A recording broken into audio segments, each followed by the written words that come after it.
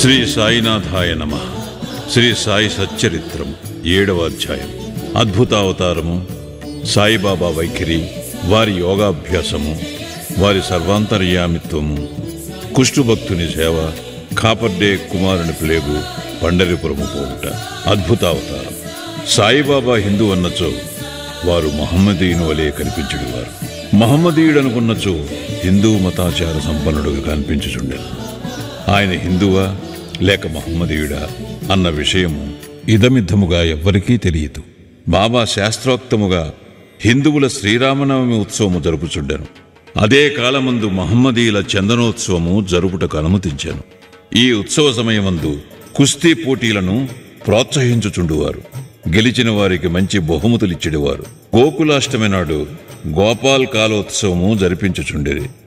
ఈదుల్ ఫితర్ పండుగ నాడు మహమ్మదీయులచే మసీదులో నమాజు చేయించుడువారు.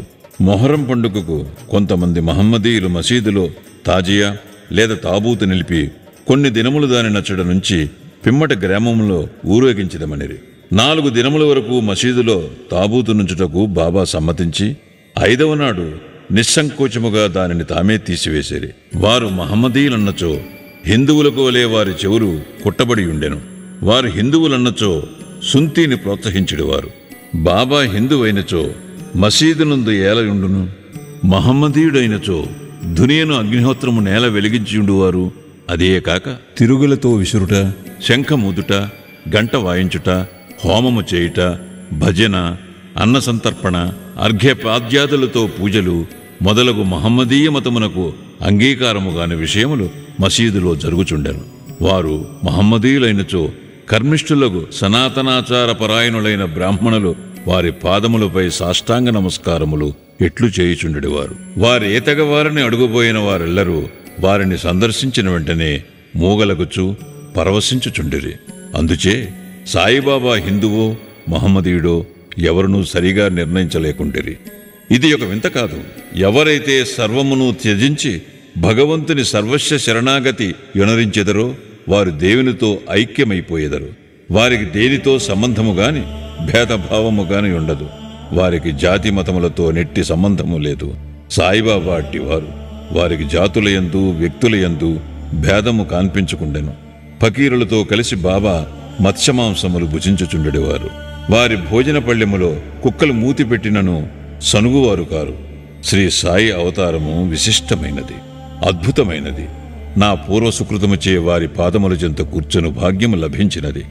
వారి సాంగత్యము లభించుట నా అదృష్టము. వారి సన్నిధిలో నాకు కలిగిన ఆనందోల్లాసములు చెప్పనలవి కానివి. సాయిబాబా నిజముగా శుద్ధానంద చైతన్యమూర్తులు. నేను వారి గొప్పతనమును విశిష్టతను పూర్తిగా వర్ణించలేను. ఎవరు వారి పాదములను నమ్మెదరో వారికి ఆత్మానుసంధానము కలుగును.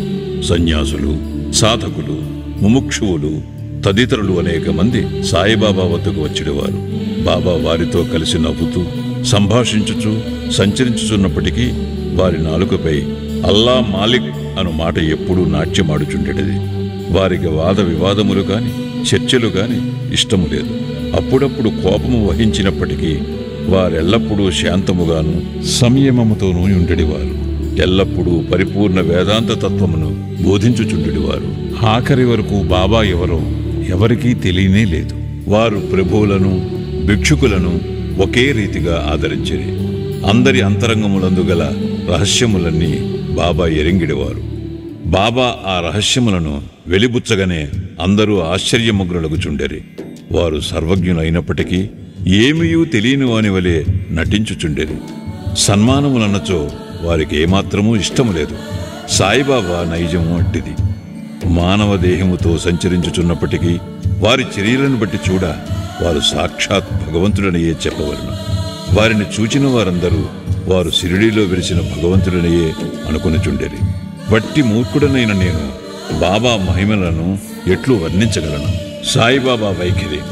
షిరిడీ గ్రామంలో ఉన్న శని, గణపతి, పార్వతీ శంకర, గ్రామదేవత, మారుతి మొదలగు దేవాలయములన్నింటినీ తాత్యా పాటిల్ ద్వారా బాబా మరమ్మత్తు చేయించాను. వారి దానగుణము ఎన్నదగినది.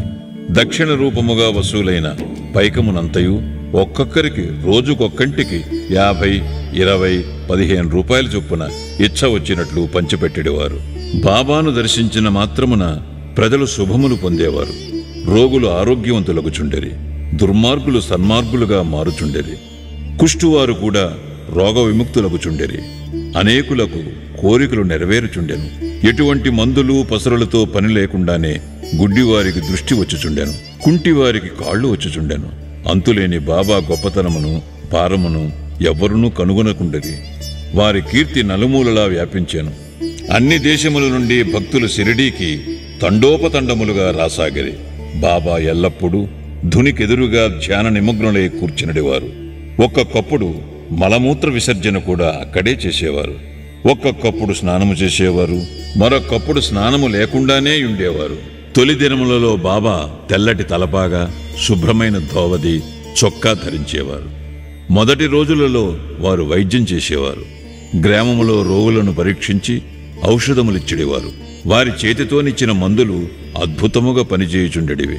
వారు గొప్ప హకీం అనగా వైద్యుడని పేరు వచ్చెను. ఈ సందర్భమున ఒక ఆసక్తికరమైన సంఘటనను చెప్పవలను. ఒక భక్తునికి కండ్లు వాచి మిక్కిలి ఎర్రబడెను. షిరిడీలో వైద్యుడు దొరకలేదు. ఇతర భక్తులు అతనిని బాబా వద్దకు కొనిపోయిరి. సామాన్యముగా అట్టి రోగులకు అంజనములు, ఆవుపాలు, కర్పూరముతో చేసిన ఔషధములు వైద్యులు ఉపయోగించెదరు. కాని బాబా చేసిన చికిత్స విలక్షణమైనది. నల్లజీడి గింజలను నూరి 2 మాత్రలుగా చేసి ఒక్కొక్క కంటిలో ఒక్కొక్క దానిని పెట్టి గుడ్డతో కట్టుకట్టిరి. మరుసటి దినము ఆ కట్లను విప్పి నీళ్లను ధారగా పోసిరి. కండ్లలోని పుసి తగ్గి కంటి పాపులు తెల్లబడి శుభ్రమయ్యను. నల్లజీడి పిక్కలను నూరి కండ్లలో పెట్టినను సున్నితమైన కండ్లు మండనే లేదు. అటువంటి చిత్రములు అనేకములు గలవు, కాని అందు ఇదొకటి మాత్రమే చెప్పబడినది. బాబా యోగాభ్యాసములు. సాయిబాబాకు సకల యోగ ప్రక్రియలు తెలిసి ఉండెను. ధౌతి, ఖండయోగము, సమాధి మున్నగు షడ్విధ యోగ ప్రక్రియలందు బాబా ఆరితేరినవారు. అందులో 2 మాత్రమే ఇక్కడ వర్ణింపబడినవి. ధౌతి. మసీదుకు చాలా దూరమున ఒక మర్రి చెట్టు కలదు. అక్కడొక బావి కలదు. ప్రతి 3 రోజులకు ఒకసారి బాబా అచ్చటికి పోయి ముఖ ప్రక్షాళనము, స్నానము చేయుచుండెను. ఆ సమయములో బాబా తన ప్రేవులను బయటికి వెడలగ్రక్కి వాటిని నీటితో శుభ్రపరిచి పక్కనున్న నేరేడు చెట్టుపై ఆరవేయుట షిరిడీలోని కొందరు కండ్లారా చూచి చెప్పిరి.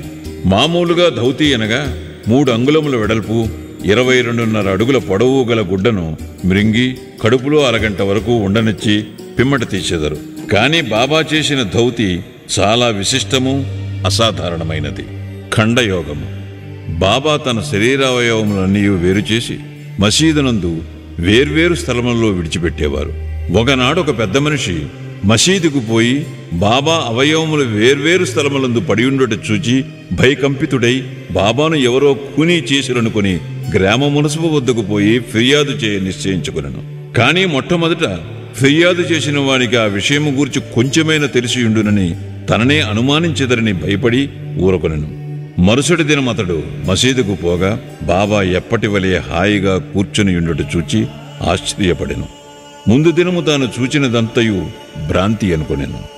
చిరుప్రాయము నుండి బాబా వివిధ యోగ ప్రక్రియలు చేయుచుండెను. వారి యోగస్థితి ఎవ్వరికినీ అంతుపట్టనిది. రోగుల వద్ద నుంచి డబ్బు పుచ్చుకొనగా ఉచితముగా చికిత్స చేయుచుండేది. ఎందరో పేదలు, యథార్థులు వారి అనుగ్రహం వల్ల స్వస్థత పొందిరి. నిస్వార్థముగా వారు చేయి సత్కార్యముల వల్లనే వారికి గొప్ప కీర్తి వచ్చాను. బాబా తమ సొంతము కొరకు ఏమీ చేయక ఇతరుల మేలు కొరకే ఎల్లప్పుడూ పాటుపడేవారు. ఒక్కొక్కప్పుడు ఇతరుల వ్యాధిని తమపై వేసుకుని ఆ బాధను తాను అనుభవించేవారు. అటువంటి సంఘటన ఒకదానిని ఈ దిగువ పేర్కొందును. దీనిని బట్టి బాబా యొక్క సర్వజ్ఞత, దయార్ద్ర హృదయము విదితమగును. బాబా సర్వాంతర్యామిత్వము, కారుణ్యము. 1910వ సంవత్సరము ఘనత్రయోదశి నాడు అనగా దీపావళి పండుగ ముందు రోజున బాబా ధుని వద్ద కూర్చుండి చలి కాచుకొనుచు ధునిలో కట్టెలు వేయుచుండెను. ధుని బాగుగా మండుచుండెను. కొంతసేపైన తరువాత హఠాత్తుగా కట్టెలకు మారు తన చేతిని ధునిలో పెట్టి నిశ్చలముగా ఉండిపోయేరు. మంటలకు చేయి కాలిపోయాను. మాధవుడనే నౌకరు, మాధవరావు దేశ పాండేయు దీనిని చూచి వెంటనే బాబా వైపుకు పరుగిడిది. మాధవరావు దేశపాండే బాబా నడుమును పట్టుకుని బలముగా వెనకకు లాగాను.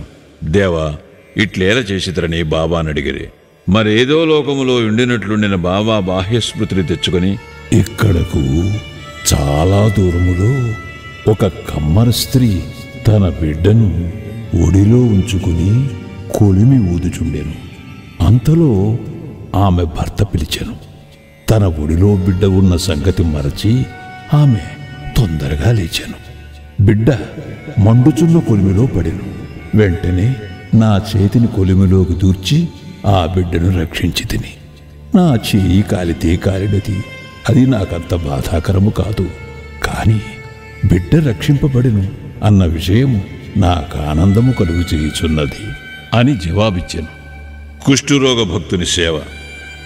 బాబా చెయ్యి కాలనిన సంగతి మాధవరావు దేశపాండే ద్వారా తెలుసుకున్న నానాసాహెబ్ చందోర్కర్ వెంటనే బొంబాయి నుండి డాక్టర్ పరమానందయ్యను ప్రఖ్యాత వైద్యుని వెంటబెట్టుకుని వైద్య సామగ్రితో సహా హుటాహుటిని షిరిడీ చేరను. చికిత్స చేయుటకై డాక్టరకు కాలిన తమ చేయి చూపమని బాబాను నానా కోరెను. బాబా అందులకు ఒప్పుకొనలేదు. చేయి కాలిన లగాయతు భాగోజీ షిందేయను కుష్ఠురోగి ఏదో ఆకు వేసి కట్టుకట్టెడేవాడు. నానా ఎంత వేడినను బాబా డాక్టర్ గారిచే చికిత్స పొందుటకు సమ్మతింపలేదు. డాక్టర్ గారు కూడా అనేక సార్లు వేడుకునరి. అల్లాయే తన వైద్యుడని, తమకేమాత్రమూ బాధ లేదని చెప్పుచు ఎటులో డాక్టరుచే చికిత్స చేయించుకున్నటకు దాటవేయుచుండెను. అందుచే డాక్టరు మందులు పెట్టి మూతయ్యనను తెరవకుండానే బొంబాయి తిరిగి వెళ్ళిపోయాను. కాని అతనికి ఈ మిషతో బాబా దర్శన భాగ్యం లభించెను. ప్రతిరోజు భాగోజీ వచ్చి బాబా చేతికి కట్టుకట్టుచుండెను. కొన్ని దినముల తరువాత గాయము మానిపోయాను. అందరూ సంతోషించేరి.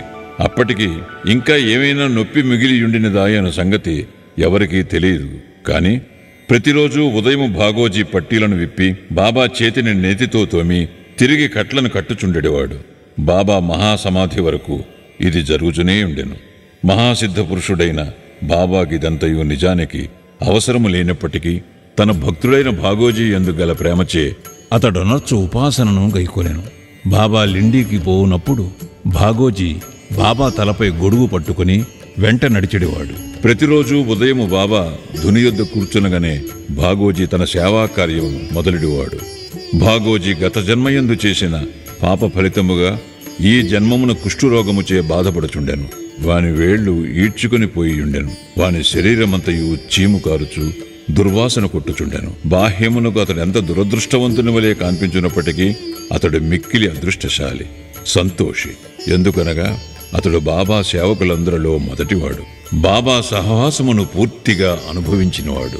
కాబర్డే కుమారుని ప్లేగు వ్యాధి బాబా విచిత్ర లీలలలో ఇంకొక దారిని వర్ణించెదను. అమరావతి నివాసియగు దాదాసాహెబ్ కాబర్డే భార్య తన చిన్న కొడుకుతో కలిసి షిరిడీలో కొన్ని దినములుండెను. ఒకనాడు కాబర్డే కుమారునికి తీవ్ర జ్వరము వచ్చెను. అది ప్లేగు జ్వరము కింద మారెను. తల్లి మిక్కిలి భయపడెను. షిరిడీ విడిచి అమరావతి పోవాలననుకుని సాయంకాలము బాబా బూటీవాడా వద్దకు వచ్చుచున్నప్పుడు వారిని సెలవు నడుగబోయాను. గద్గద కంఠముతో తన చిన్న కొడుకు ప్లేగుతో పడి ఉన్నాడని బాబాకు చెప్పాను. బాబా ఆమెతో దయతో మృదువుగా ఇట్లనెను. ప్రస్తుతము ఆకాశము మబ్బు పట్టి ఉన్నది. కొద్దిసేపటిలో మబ్బులన్నీ చెదిరిపోయి ఆకాశము నిర్మలమగును. అట్లనుచూ బాబా కఫ్నీని పైకెత్తి చంకలో కోడిగ్రుడ్లంత పరిమాణము గల 4 ప్లేగు పొక్కులను చూపుతూ, నా భక్తుల కొరకు నేనెట్లు బాధపడెదను చూడు, వారి కష్టములన్నీ నావే.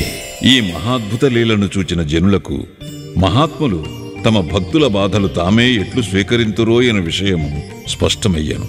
మహాత్ముల మనస్సు మైనము కన్న మెత్తనిది, వెన్నవలి మృదువైనది. వారు భక్తులను ప్రత్యుపకారమేమియూ ఆశించక ప్రేమించెదరు. భక్తులనే తమ స్వజనులుగా భావించెదరు. బాబా పండరి ప్రయాణం. సాయిబాబా తన భక్తులనెట్లు ప్రేమించుచుండెను, వారి కోరికలను అవసరములను ఎట్లు గ్రహించుచుండెనో ఎను కథను చెప్పి ఈ అధ్యాయమును ముగించెదను. నానాసాహెబ్ చందోర్కర్ బాబాకు గొప్ప భక్తుడు. అతడు ఖాందేశులోని నందూరు బారులో మామల్తాదారుగా నుండెను. అతనికి పండరీపురమునకు బదిలీ అయ్యెను. సాయిబాబా యందు అతనికి గల భక్తి అను ఫలము ఆనాటికి పండెను. పండరీపురమును భూలోక వైకుంఠమనెదరు. అట్టి స్థలమునకు బదిలీ ఎగుటచే అతడు గొప్ప ధన్యుడు. నానాసాహెబ్ వెంటనే పండరిపోయి ఉద్యోగములో ప్రవేశించవలసియుండెను. షిరిడీలో ఎవ్వరికీ ఉత్తరము వ్రాయక హుటాహుటిని పండరికి ప్రయాణమయ్యాను. ముందుగా షిరిడీకి పోయి తన విఠోబాయగు బాబాను దర్శించి ఆ తరువాత పండరికి పోవాలనుకున్నాను. నానాసాహెబ్ షిరిడీకి వచ్చే సంగతి ఎవ్వరికీ తెలియదు. కాని బాబా సర్వజ్ఞుడొకటిచే గ్రహించెను. నానాసాహెబ్ నీమ్గాం చేరుసరికి షిరిడీ మసీదులో కలకలము రేగెను. బాబా మసీదులో కూర్చుండి మహల్సాపతి, అప్పా షిందే, కాశీరాములతో మాట్లాడుచుండెను. హఠాత్తుగా బాబా వారితో ఇట్లనెను. మన నలుగురము కలిసి భజన చేసేదము. పండరీ ద్వారములు తెరిచినారు కనుక ఆనందముగా పాడెదము లెండు. అందరూ కలిసి పాడదొడంగిరి. ఆ పాట యొక్క భావమేమనా, నేను పండరి పోవలను, నేనక్కడనే నివసించవలను. ఎందుకనగా అదియే నా ప్రభువు యొక్క ధామం. అట్లు బాబా పాడుచుండెను. భక్తులందరూ బాబాను అనుకరించిరి. కొద్దిసేపటికి నానాసాహెబ్ కుటుంబ సమేతముగా వచ్చి బాబా పాదములకు సాష్టాంగ నమస్కారము చేసి తనకు పండరీపురము బదిలీ అయినదని, బాబా కూడా వారితో పండరీపురము వచ్చి అక్కడుండవలసినదని వేడుకొనెను. అటుల బ్రతిమాలుటకు అవసరము లేకుండెను. ఏలనా బాబా అప్పటికే పండరి పోవలను, అచ్చట ఉండవలను అను భావమును వెలిబుచ్చుచుండెనని తక్కిన భక్తులు చెప్పిరి. ఇది విని నానా మనస్సు కరిగి బాబా పాదములపై పడెను. బాబా యొక్క ఊదీ ప్రసాదమును, ఆశీర్వాదమును, అనుజ్ఞను పొంది నానాసాహెబ్ పండరీకి పోయాను. ఇట్టి బాబా లీలలకు అంతులేదు. 7వ అధ్యాయం సంపూర్ణం. సద్గురు శ్రీ సాయినాథార్పణమస్తు. శుభం భవతు. మొదటి రోజు పారాయణము సమాప్తం.